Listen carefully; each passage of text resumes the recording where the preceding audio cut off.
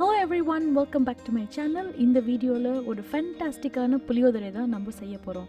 கோவிலில் பண்ணுற மாதிரி அதே டேஸ்டான புளியோதரை நம்ம வீட்டில் செய்யலாம். ஒரு புளிக்காய்ச்சல் செய்கிறோம், அதுக்கு ஒரு ஸ்பெஷலான ஒரு பவுடரும் அரைக்கிறோம். அதுக்கப்புறம் நம்ம சாதத்தில் இதை பிசைஞ்சு புளியோதரை செய்ய போகிறோம். வாங்க இதை எப்படி பண்ணலான்னு பார்க்கலாம்.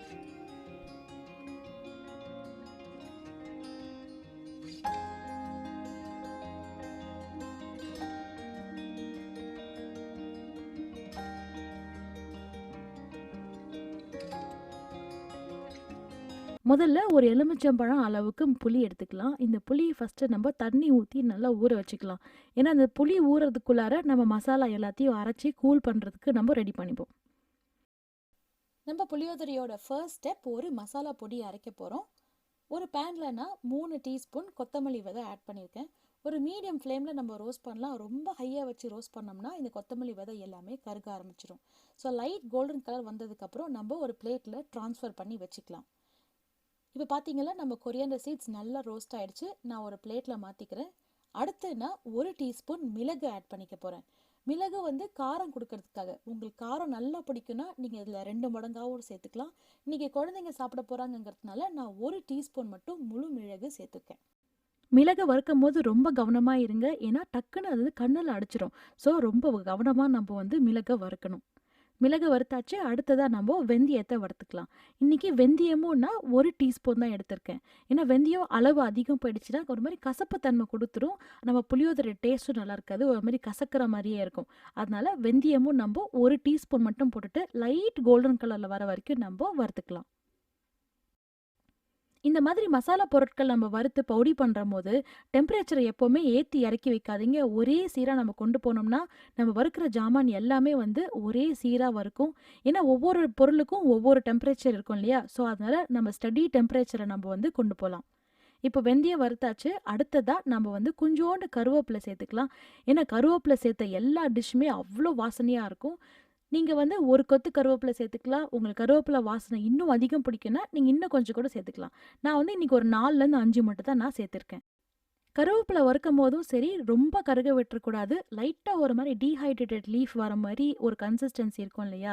இப்படி எடுத்து உடைச்சோம்னா அந்த இலை அழகாக உடைய ஆரம்பிக்கும். ஸோ அது வரைக்கும் லைட்டாக வறுத்தா போதும். ரொம்ப ப்ரௌன் ஆகணும் அவசியம் இல்லை. நம்ம ஆல்ரெடி சேர்த்து வச்சுக்கிற நம்ம மசாலா பொருளோடு சேர்த்துக்கலாம். கடைசியாக நான் கொஞ்சம் வேர்க்கடலை சேர்த்துக்கிறேன். ஏன்னா வேர்க்கடலை நம்ம மசாலா பொடியோடு அரைக்க போகிறது இல்லை. நம்ம தாளிப்பு ரெடி பண்ணும் போது நம்ம வேர்க்கடலை போட்டு செய்ய போகிறோம். இது டேஸ்ட்டு சூப்பராக இருக்கும். நம்ம சாப்பிடும்போது அங்கங்கே கொஞ்சம் நறுக்குன்னு இருக்கும்.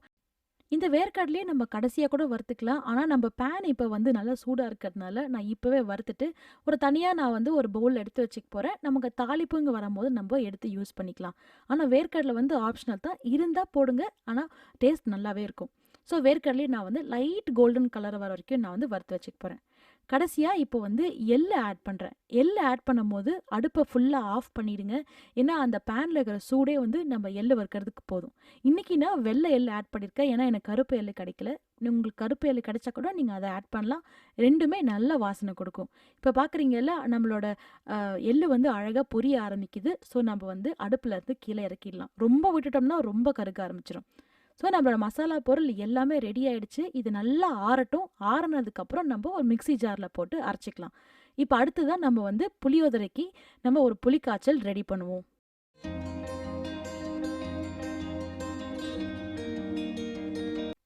நம்ம ஆல்ரெடி புளி ஊற வச்சோம் இல்லையா? அந்த புளியை நல்லா நம்ம கரைச்சி எடுத்துக்கலாம். கரைச்சல் பார்த்தீங்கன்னா ரொம்ப தண்ணியாக இருக்கக்கூடாது, கொஞ்சம் கெட்டியாக இருந்தால் கரெக்டாக இருக்கும். இப்போ ஒரு பேனில் நான் ஒரு 3 டேபிள் ஸ்பூன் நல்லெண்ணெய் ஆட் பண்ணிக்கிறேன். நல்லெண்ணெய் உடம்புக்கு ரொம்ப நல்லது. இந்த ரெசிபிக்கும் பார்த்தீங்கன்னா அவ்வளோ டேஸ்ட் கொடுக்கும் நம்ம நல்லெண்ணெய் நல்லா சூடாகட்டும். சும்மா ஒரு 2 கடுகு போட்டு பார்த்தீங்கன்னா நல்லா எண்ணெயில் பொரிய ஆரம்பிக்கணும். ஸோ அப்போ நம்ம எண்ணெய் நல்லா பதத்துக்கு வந்துருச்சு. ஸோ இன்றைக்கி ஒரு கடுகு போடுறேன், லைட்டாக பொரிய ஆரம்பிக்குது. நான் இன்றைக்கி 1/4 டீஸ்பூன் மஸ்டர்ட் சீட்ஸ் ஆட் பண்ணிக்கிறேன். இந்த மஸ்டர்ட் சீட்ஸ் நல்லா பொரியணும். ஏன்னா நம்ம கடுகு பொரியலைன்னா வயிற்று வலிக்க ஆரம்பிச்சிடும். அதனால் கடுகு போட்டதுக்கப்புறம் நல்லா வெடித்ததுக்கு அப்புறமா நம்ம அடுத்த இன்க்ரீடியன்ஸ்லாம் நம்ம ஆட் பண்ணலாம். அடுத்ததாக நான் ஒரு காஞ்ச மிளகா, 2 டேபிள் ஸ்பூன் கடலைப்பருப்பு, அதுக்கப்புறம் ஆல்ரெடி நம்ம வறுத்து வச்சுருக்கோம் இல்லையா இந்த வேர்க்கடலை, அது எல்லாத்தையும் நம்ம சேர்த்துக்கலாம். ஏன்னா இந்த வேர்க்கடலையும் இந்த கடலைப்பருப்பும் எண்ணெயில் வறுக்கிறதுக்கு ஒரே நேரம் தான் ஆகும். அதனால நான் ஒரே நேரத்தில் ஆட் பண்ணிக்கிறேன்.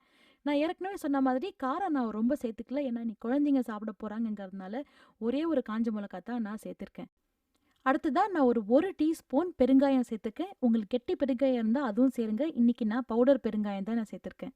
அடுத்ததா ஒரு 1/4 டீஸ்பூன் மஞ்சள் தூள். இந்த மஞ்சள் தூள் வீட்ல அரைச்ச தூளுங்கிறதுனால கலர் நல்லாவே கொடுக்கும். நம்ம கடையில வாங்கின தூள்னா இன்னும் கொஞ்சம் ஒரு 1/4 டீஸ்பூன் நீங்க எக்ஸ்ட்ரா ஆட் பண்ணிக்கோங்க. இந்த மஞ்சள் தூள்ல இருக்கிற பச்சை வாசனை இந்த எண்ணெயில நல்லா வறுக்கும்போது அது போயிடும். ஸோ நம்ம லோ ஃப்ளேம்ல வச்சே நல்லா வறுப்போம். ஏன்னா நம்ம ஹை ஃப்ளேம்ல வச்சு வறுக்க ஆரம்பிச்சோன்னா உடனே இந்த மஞ்சள் தூள் எல்லாமே கருக ஆரம்பிச்சிரும். ஸோ நம்மளோட மசாலா பொருள் எல்லாமே தாளிச்சாச்சு. கடைசியாக கொஞ்சம் கருவேப்பிலை சேர்த்துக்கிறேன். இந்த கருவேப்பிலை சேர்க்கறதுனால வாசனை அடிச்சிக்கவே முடியாது. அவ்வளோ ஒரு சூப்பரான ஒரு ஃபேண்டாஸ்டிக்காக நம்மளோட புளியோதரை டேஸ்ட் இருக்கும். ஸோ எல்லாம் ஆட் பண்ணதுக்கப்புறம் கடைசியாக நான் கரைச்சி வச்சுருக்கிற புளியவும் நான் ஆட் பண்ணிக்கிறேன்.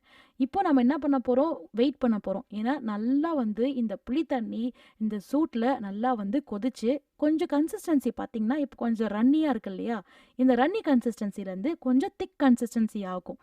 அதுக்கு தான் நம்ம ஆல்ரெடி புளி கரைக்கும் போதே நம்ம ரொம்ப தண்ணி ஊற்றாமல் கரெக்டாக அந்த புளி கரைகிற வரைக்கும் ஒரு 1/4 கப்பு தண்ணி நம்ம ஆட் பண்ணி நம்ம நல்லா வந்து புளியை கரைச்சிக்க போகிறோம். இந்த புளிக்காய்ச்சல் கொதிக்கிறதுக்குள்ளார நம்ம ஆல்ரெடி கோல் பண்ணி வச்சோம் இல்லையா நம்ம மசாலா பொருள், அது எல்லாத்தையும் நான் அரைச்சி எடுத்துகிட்டு வந்துடுறேன்.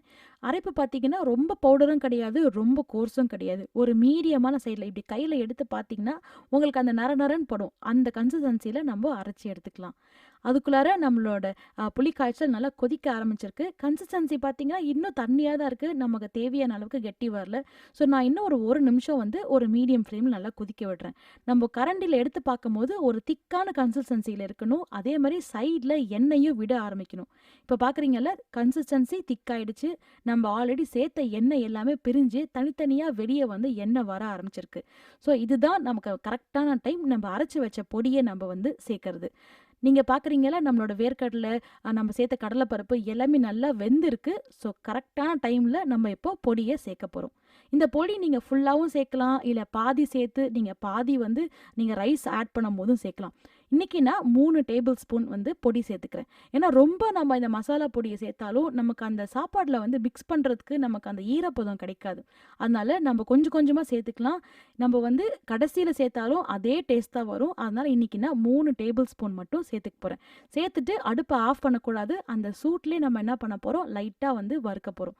ஒரு 30 செகண்ட்ஸ் போதும், அதுக்கு மேலே தேவைப்படாது. நம்ம புளிக்காய்ச்சல் ரெடி ஆயிடுச்சு. நான் இன்னும் கொஞ்சோண்டு கருவேப்பிலை வந்து சேர்க்க போகிறேன். ஏன்னா வாசனை அவ்வளோ நல்லாயிருக்கும். கடைசியாக கொஞ்சம் கருவேப்பிலை சேர்த்தா நம்ம இது வரைக்கும் உப்பு கூட சேர்க்கல. ஏன்னா இந்த டைமில் தான் நம்ம உப்பு சேர்க்கணும். ஏன்னா புளியும் உப்பு சேர்ந்துச்சுன்னா ஒரு மாதிரி தவுக்கிற ஸ்மெல் வந்துடும். இந்த புளியோகரை பேஸ்ட்டை நீங்கள் வந்து 10லேருந்து 15 நாள் வரைக்கும் நீங்கள் ஃப்ரிட்ஜில் அழகாக வச்சுக்கோங்க. எப்போல்லாம் உங்களுக்கு சாப்பிடணும்னு தோணுதோ அழகாக சுட சுட நம்ம சாப்பாடு ரெடி பண்ணி நம்ம வந்து இந்த பேஸ்ட்டை போட்டு செஞ்சோம்னா சூப்பராக இருக்கும் நம்மளோட புளி சாதம். இந்த புளிக்காய்ச்சலை நீங்கள் வந்து ஒரு கிளாஸ் ஜாரில் இல்லாட்டி ஒரு ஏர்டைட் கண்டெய்னரில் நீங்கள் போட்டு நீங்கள் ஃப்ரிட்ஜுக்குள்ளே வச்சுருங்க. நான் ஆல்ரெடி சொன்ன மாதிரி 10லேருந்து 15 நாள் ஆனாலும் கெட்டு போகாமல் அவ்வளோ நல்லாயிருக்கும். ஏன்னா அதில் புளி இருக்குது, நல்லெண்ணெய் இருக்குது, எல்லாமே இருக்கிறதுனால கெட்டு போகாது. வாசனையும் அவ்வளோ சூப்பராக இருக்கும். ஆனால் நீங்கள் எவ்ரி டைம் யூஸ் பண்ணும் போது க்ளீன் ஸ்பூன் வச்சு எடுங்க. தண்ணி பட்டுச்சுன்னா இது கண்டிப்பாக ஆகாது, இது கண்டிப்பாக கெட்டு போக ஆரம்பிச்சிடும். ஸோ எப்போ எடுக்கும் போதும் நம்ம வந்து க்ளீன் ஸ்பூன் வச்சு எடுப்போம். அவ்வளோதான், நம்ம புளிக்காய்ச்சல் அட்டகாசமாக ரெடியாக இருக்குது. நம்ம புளிக்காய்ச்சல் பண்ணிட்டோம். அதேமாதிரி நம்ம வந்து ஒரு சாப்பாடு செஞ்சு அதை நம்ம பெரட்டியும் நம்ம பார்த்துடலாம். இன்றைக்கி நம்ம புளிக்காய்ச்சலுக்கு பச்சை அரிசி வச்சு நான் வந்து இன்றைக்கி சாதம் பண்ணியிருக்கேன். ஏன்னா புழுங்கல் அரிசி பண்ணோம்னா ஒரு மாதிரி குழன்னு இருக்கும். அதனால் எப்போவுமே பச்சை அரிசி சாதம் நம்ம வைக்கலாம். சாதம் நல்லா ஆறுனதுக்கப்புறம் ஒரு டேபிள் ஸ்பூன் நல்லெண்ணெய் வந்து ஆட் பண்ணிப்போம். ஏன்னா அதை பெரட்டும் போது அரிசி வந்து தனித்தனியாக தெரியணும். அங்கங்கே கேக்கியாக நமக்கு தெரியக்கூடாது. அதுக்காக எண்ணெய் ஃபஸ்ட்டு ஊற்றிட்டு அதுக்கப்புறமா நம்ம புளிக்காய்ச்சல் பேஸ்ட்டை எடுத்து ஒரு 2 டேபிள் ஸ்பூன் ஊற்றி நல்லா பெரட்டுவோம். நல்லா பிசைஞ்சதுக்கப்புறம் நீங்கள் உடனேவும் சாப்பிட்லாம், இல்லை கொஞ்சம் நேரம் வச்சுட்டும் சாப்பிட்லாம். உடனே சாப்பிட்டதுக்கும் கொஞ்ச நேரம் வச்சதுக்கும் சாப்பிட்டதுக்கும் என்ன வித்தியாசம் பார்த்தீங்கன்னா, அந்த மசாலா வந்து நல்லா அந்த சாப்பாட்டில் ஊறியிருக்கும். அந்த ஒரு எல்லோ கலரில் நமக்கு வந்து தெரியும். ஸோ நீங்கள் எடுத்து பிசையும் போது நம்ம புளிக்காய்ச்சல் இருக்கிற கொஞ்சோண்டு அந்த நல்லெண்ணெயை எடுத்து போட்டு நீங்கள் பிசைஞ்சிங்கன்னா அந்த கலர் வந்து அவ்வளோ அட்டகாசமாக இருக்கும். ஸோ ஒரு பச்சரிசி சாதத்தில் வெங்காயம் கிடையாது, கார்லிக் கிடையாது, எதுவுமே இல்லாமல் ஒரு அட்டகாசமான அந்த புளியோகரை பேஸ்ட் ரெடி பண்ணிடலாம். கலர் பார்த்தீங்கன்னா அழகாக ஒரு ஒரு எப்படி சொல்கிறது, ஒரு கோல்டன் கலரில் நமக்கு வந்து அந்த புளி சாதம் இருக்கும். இந்த டேஸ்ட்டும் வந்து அவ்வளோ அழகாக இருக்கும். நம்ம கோயிலில் நம்ம சாப்பிட்ற அதே டேஸ்ட்டோட நம்ம வீட்லேயும் பண்ணலாம். புளி சாதம்னாலே உருளைக்கிழங்கு ஃப்ரை தான். ஸோ உருளைக்கிழங்கு ஃப்ரை வச்சு இந்த புளி சாதத்தை ட்ரை பண்ணி பாருங்கள், உங்களுக்கு கண்டிப்பாக பிடிக்கும். நீங்க இத வீட்லயும் ட்ரை பண்ணி பார்த்துட்டு எனக்கு கமெண்ட் பாக்ஸ்ல சொல்லுங்க எப்படி இருந்துச்சுன்னு. நான் உங்கள இன்னொரு வீடியோல சந்திக்கிறேன். Until then, bye from Archana.